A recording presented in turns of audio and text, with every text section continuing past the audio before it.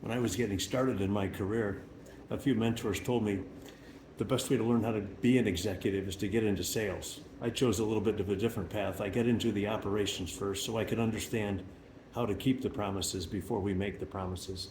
And I learned something that I thought would be helpful for you to share. When you hear people, whether you're the person or you've heard of people say, we can sell ice to Eskimos, here's an interesting way that I've learned.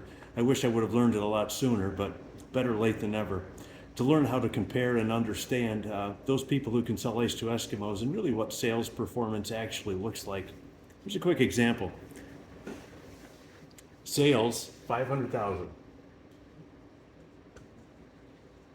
So let's say the cost of goods sold, and this is a little bit different for different kinds of businesses. Like in manufacturing, it's more like the direct materials.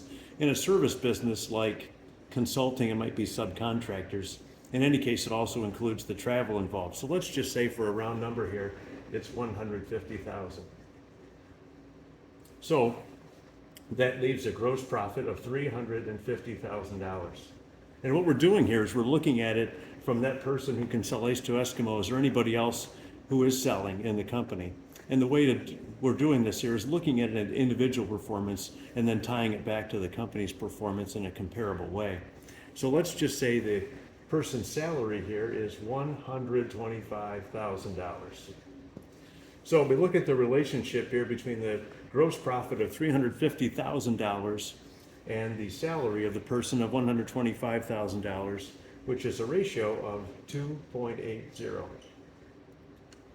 And the fun part about it is now, if the person says they can sell ice to Eskimos, you can ask them to teach other people how they can sell ice to Eskimos.